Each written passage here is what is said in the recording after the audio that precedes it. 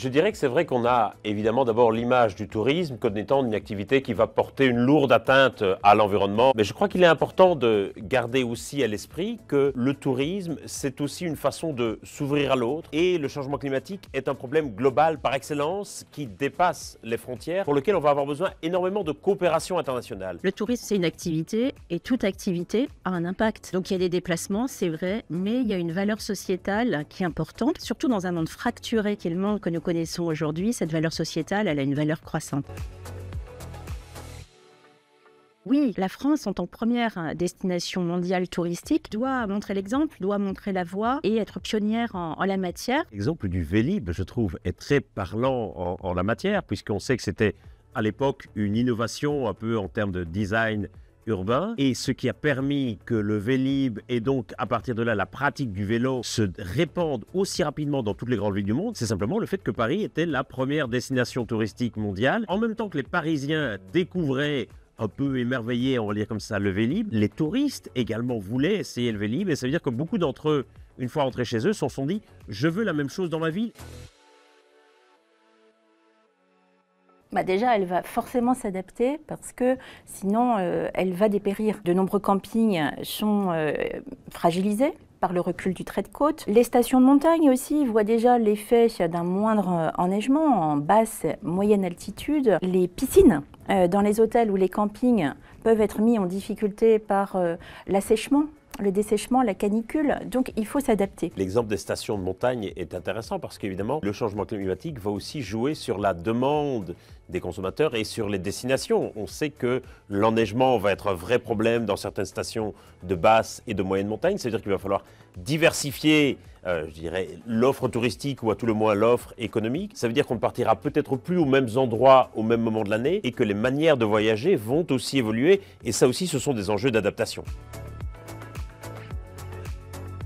L'enjeu de notre transformation face au changement climatique et pour essayer de lutter contre le changement climatique, c'est de transformer les choses dans la durée. Et pour que cette transformation soit vraiment durable, je pense qu'il faut qu'elle soit choisie. Le problème de mesures contraintes, c'est aussi un problème d'efficacité. Généralement, ce ne sont pas des choses que vous parvenez à tenir dans la durée. Or, c'est bien ça l'enjeu. L'urgence climatique, c'est aussi l'urgence de choisir.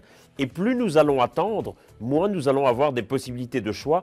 Et c'est là, effectivement, alors que nous serons contraints.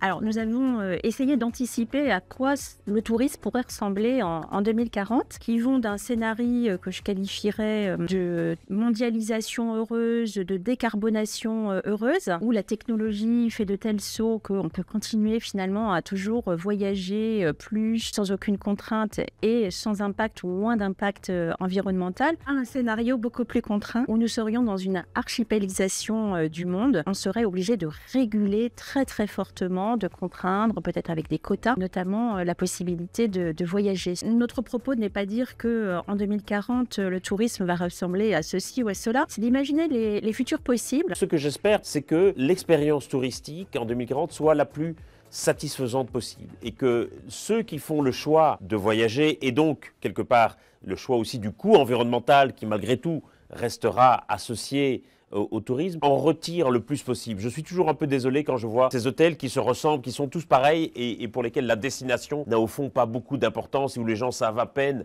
dans quel pays ils se trouvent. Je crois que vraiment, en 2040, il faudra aller vers un tourisme qui soit davantage un tourisme de découverte, qui soit ancré dans la région, dans le pays où l'on va, qui soit au contact des populations locales et dont on retire véritablement quelque chose. Est-ce qu'en face de ce bilan carbone, je vais avoir un bienfait sociétal, notamment de compréhension, de rapprochement des civilisations, et Dieu sait qu'on en a besoin actuellement.